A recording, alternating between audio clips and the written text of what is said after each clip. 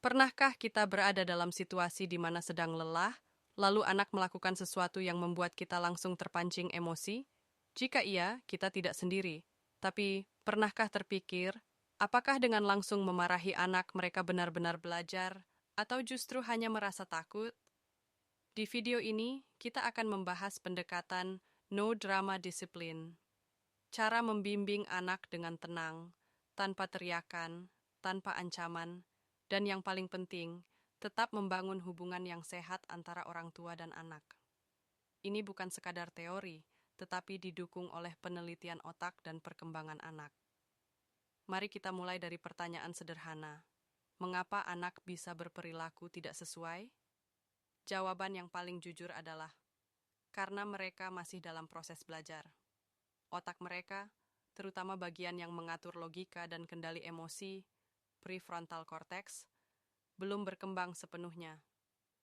Jadi, ketika anak mengalami tantrum atau berperilaku kurang menyenangkan, itu bukan karena mereka ingin membuat kita kesal, melainkan karena emosi mereka lebih cepat meledak daripada kemampuan mereka untuk mengelola. Menurut Dr. Daniel Siegel, peran kita sebagai orang tua bukanlah sebagai hakim, melainkan sebagai pelatih emosi. Fokusnya bukan pada menghukum, melainkan membimbing anak untuk belajar dari setiap pengalaman, dengan koneksi terlebih dahulu, baru koreksi. Lalu, bagaimana caranya?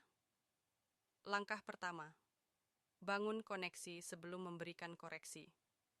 Contohnya, ketika anak melempar mainan atau memukul adiknya, daripada langsung berkata, "Nak, kamu nakal sekali. Coba dekati terlebih dahulu, tenangkan, lalu katakan, sepertinya kamu sedang sangat marah, ya? Bisa ceritakan ke mama apa yang kamu rasakan?" Setelah anak merasa lebih tenang, barulah kita ajak bicara tentang perilaku yang tadi dilakukan. Mengapa pendekatan ini penting? Karena anak hanya bisa belajar ketika merasa aman dan diterima.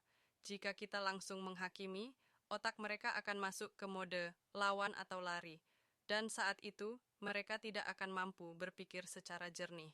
Langkah kedua, ubah makna disiplin dari menghukum menjadi mengajar. Disiplin sejati bukan soal hukuman, tetapi tentang mengajarkan anak mengenai pilihan, konsekuensi, dan cara mengelola diri. Misalnya, daripada memberikan time out saat anak melempar barang, coba ajak mereka membereskan bersama sambil berkata, "Tidak apa-apa merasa marah, tetapi mainan tidak untuk dilempar. Lain kali, kamu bisa bilang kalau sedang kesal." Kuncinya adalah empati dan komunikasi dua arah. Karena anak bukan mesin yang bisa di-reset, mereka adalah pribadi yang sedang tumbuh dan butuh contoh serta bimbingan dari kita. Mungkin kita bertanya-tanya, kalau terlalu lembut, apakah anak tidak akan jadi manja? Faktanya, berdasarkan berbagai studi, anak yang dibesarkan dengan kedekatan emosional dan disiplin yang hangat justru memiliki pengendalian diri yang lebih baik, lebih peduli pada orang lain, dan lebih percaya diri. Dan yang paling penting, mereka belajar untuk bertanggung jawab karena mereka memahami alasannya, bukan karena takut dihukum. Sebagai orang tua, kita pun perlu terus belajar untuk menenangkan diri sebelum merespons. Ini memang bukan hal mudah, tetapi hasilnya luar biasa. Karena kedekatan yang kuat jauh lebih berarti dibanding sekadar kepatuhan sesaat. Jadi, mari kita coba pendekatan no drama disiplin ini bersama-sama. Bukan karena kita ingin anak selalu menurut, tetapi karena kita ingin mereka tumbuh menjadi pribadi yang mampu mengelola emosi, bertanggung jawab, dan memiliki kepedulian yang dalam. Jika kita merasa konten seperti ini bermanfaat, silakan klik like dan subscribe untuk mendapatkan lebih banyak video seputar parenting, personal development, relationship, professional life,